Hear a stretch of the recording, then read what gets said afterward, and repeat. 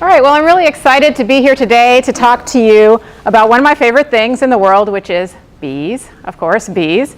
And I wish I had some kind of exciting story from my childhood to explain what drove me to become a beekeeper, but I never had a grandparent who kept bees and took me into their beautiful apiary on sunny days. And I never had a scary experience with being stung a bunch of times. And I'm not afraid of insects. So I actually started keeping bees because I found that it would be a convenient model for studying science. So whether you are learning chemistry, like acid-base chemistry, or physics, like maybe you're studying velocity or momentum in your lab, or maybe you're studying biology and genetics, or differential equations, or databases, or whatever, you can study bees through that lens, and that's what drove me to start studying bees. And bees are fascinating creatures. If you take a look at this picture behind me, you see one of the most iconic images related to bees, right? You see a picture of a bee on a flower. And this is something that everyone learns about in elementary school, right? The role of bees as pollinators. So you've all seen this occur before in your life, and you've learned about what pollination was before in your life. But I'd like to challenge you to look a little bit deeper at what's going on in this image, because this is the image that I'm very concerned that in the future is going to be disrupted with huge ramifications for people and life on Earth in general. Okay, so let's look at this image. We have a picture of a beautiful honeybee sitting on a flower. And this bee is visiting the flower because she wants to collect nectar and pollen as food, right? That's a pretty straightforward idea. She's foraging for food, and because honeybees are social insects, she's not going to eat this food herself. She's in fact going to return to her hive, and she's going to use these nutrients, the carbohydrates in the nectar and the lipids and proteins that she finds in the pollen, and she's going to use that to feed her sisters, basically. Bees divide up labor. They're social insects, and they divide up the work of the hive. And not all bees are foragers, but all foragers are female. That's just a little bit of trivia. So here she is on this flower, collecting nectar, collecting pollen, and in the process, she's doing other things, right? The flower is not producing nectar for its own sake. It's producing nectar specifically to attract this insect here. And the reason why the plant needs a bee to visit its flowers is because plants are very bad at having sex with each other. Pollination is in fact the route for sexual reproduction for plants, right? And plants can't move. They're anchored into the ground. So they need bees to do the dirty work for them, right? This bee has visited another flower before she visited this flower, and she collected pollen, which is basically the equivalent of plant sperm, and she brought with that pollen half of the genes that tree had in the form of pollen. And she's going to bring those genes, which will then mix with the 50% of this tree's genes to form an offspring, right? So very important things happening here. We have the future reproduction of the bee at stake in the form of the food that she's collecting, and you have the future reproduction of this tree at stake in the form of the fertilization event that is facilitated by the bee.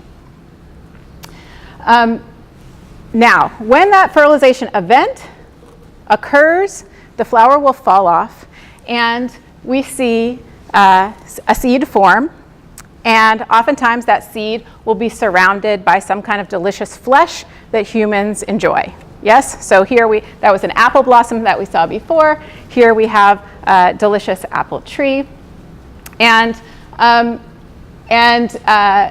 this is significant because animal pollinated crops are responsible for at least 1 in 3 bites of food that we eat.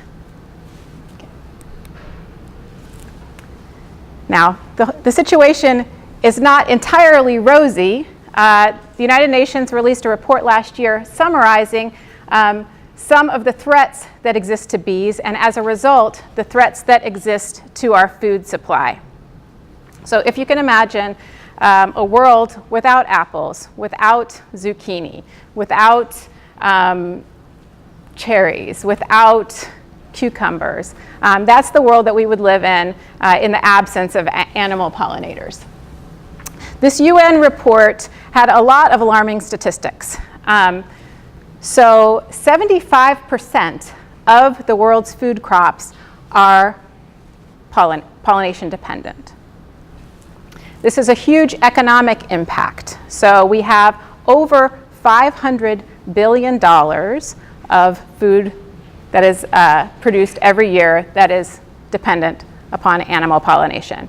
The honey industry itself is a big industry with 1.5 million tons of honey produced in every year. And we think a lot about honeybees when we think about pollination. And in fact, they are responsible for a lot of the pollination of the food crops in this country. Some food crops, such as the almond crop in Northern California, is dependent on the presence of migratory honey beekeepers bringing their hives to the orchards each year in order to actually set seed and produce fruit. There are not enough native bees to do the job. There are native bees in North America. Honeybees, or Apis mellifera, is not a native species here. It was brought with European settlers. There are 4,000 species of native bees present in North America, though. And these are some of them. They range from very small, iridescent blue sweat bees and orchid bees to big fuzzy bumblebees to bees that look like wasps. They come in a variety of shapes and sizes. Some are generalists and will pollinate a variety of different plant types. Some are specialists and co-evolved with a single species or family of plants to do the pollination for that group. It's scary in part because the same threats to honeybees. We've heard about honeybees being at risk, right? Last year, in fact, had one of the highest rates of colony loss in recorded history, with 40% of honeybee colonies perishing over the course of the year. These losses can translate also into the native bee population, and over 40% of invertebrate pollinator species are at risk of extinction. So honeybees are not at risk of extinction.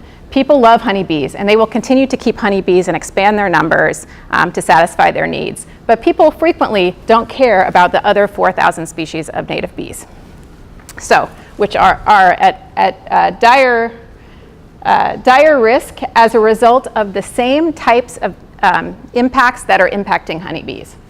So what are they? Let's talk about the threats to bees that exist. The first threat that I'd like to mention is habitat loss or habitat destruction. So bees need food and they need a place to make a nest.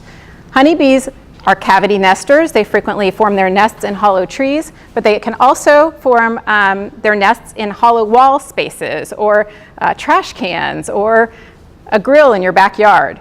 So in urban settings, honeybees don't really have a problem finding a place to live, but other species of bees, like miner bees that burrow into the ground to make their nests, can have an impact on their nest sites depending on the land use. Up here we have two different satellite images. This is Southwest Georgia Moultrie, and at the center is Rossman Apiaries, which is a major producer of honeybees in North America. And so you can just see from the satellite image what the land use is like. There are agricultural fields, there's forested areas, good habitat for bees, right? And this is where we are now. Here's the sadly defunct Georgia Dome. So you can just see from the satellite image that the land use is very different. And we are studying on the Georgia Tech campus the impact of that change in land use on the number and variety of species that are present in the Atlanta area. Okay, we don't know that this is going to have a negative impact on bees, but we are looking into it. Another threat to bees is disease. So I mentioned before that there are many migratory beekeepers that are hired to come to the almond orchards in Northern California each year in order for there to be a sufficient crop of almonds there. As these beekeepers bring their thousands of colonies of bees on tractor-trailer trucks to the orchards in Northern California, they're bringing with them diseases that can then be shared between the bees that have come from all over North America to visit those orchards. One of those diseases is the Varroa destructor mite. This is a picture of the mite, and it is feeding on a developing bee, on the pupal form of the bee. This mite is sort of like a tick. It transmits diseases, often in the way that ticks transmit diseases to humans and other mammals. One of the diseases that it will transmit is a virus called deformed wing virus. And that virus causes the adult bees to emerge with shriveled wings. So this poor bee will never be on an apple tree. She will never go and collect nectar and pollen for her hive. And as a result, the hive will suffer, right? There is an analogous type of disease that humans are grappling with and have been grappling with for about the last year, and that is the Zika virus. Right, you've heard about this. So Zika virus, again, a virus, it's transmitted by an arthropod vector, just like deformed wing virus is transmitted by mites. Zika virus is transmitted by mosquitoes. Same kind of situation. If a pregnant female becomes infected with Zika virus, just like if a developing bee gets infected with deformed wing virus, the baby could be born with a malformed head, with microcephaly. So, ironically, the approach that we are taking to deal with threats to people like Zika virus leads us to our next threat to bees. This is a real upper of a talk, isn't it? You guys are just going to leave here. Next threat to bees are toxins in the environment, like insecticides. So the largest public health effort to stem the Zika outbreak last year involved widespread spraying of residential neighborhoods with insecticides. And there's not a single insecticide that will kill an adult mosquito that won't also kill an adult bee. So pesticides are another big threat. Pesticides also, in addition to their lethal effects on bees, have sublethal effects. So in combination with poor nutrition, low doses of pesticides can have other problems for bees. And the final threat to bees that I want to mention is the effects of climate change. So this is, these are a couple of maps that were produced by students who were studying at Georgia Tech last summer. They took this map, which was based on data of native bees in the sort of southeastern United States in current day conditions. And then they applied a climate model to that map to predict where the range of that bee would be in about 50 years. And as you can see, the range has shifted significantly. Similar work has been done by other researchers looking at the range of different plant species, different tree species. So that image that we saw on the first slide of the bee and the flower is very fragile, right? It's delicate. You need a flower and you need a bee there at the same time in order for that to occur. So there's a risk that as the range of plants change and as the range of bees change, we could be compromising that timing of that specific interaction. Oh, here's the good news. Okay, what can we do? That said, I think there are positive things that everybody can do to help make the life of a bee better, to help ensure our food supply. One of those things is to help conserve and create habitats for bees.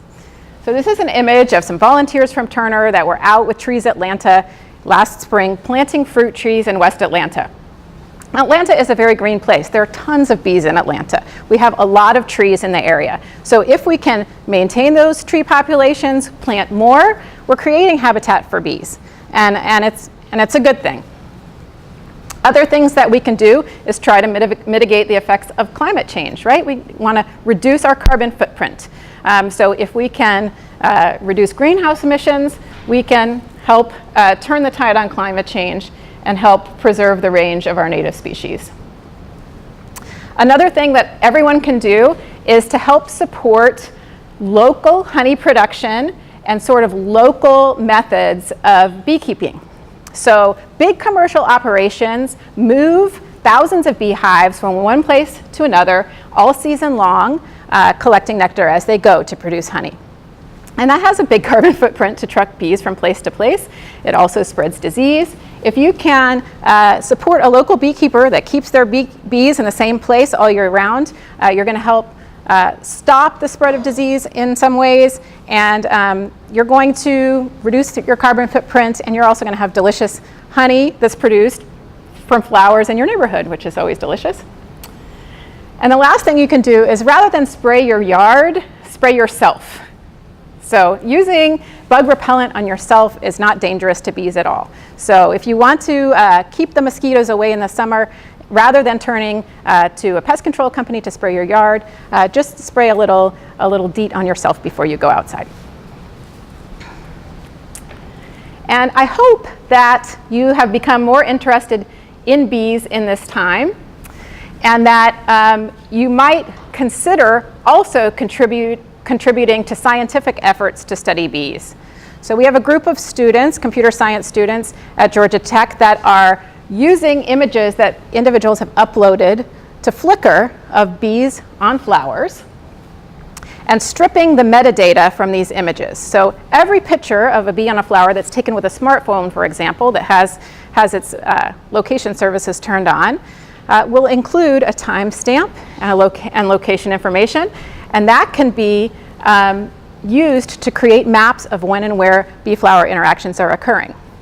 So if you're out and you see a bee on a flower, upload that image to Flickr, tag it with the word bee and the word flower, and our computer scientists will find it and scrape its data. So, all right.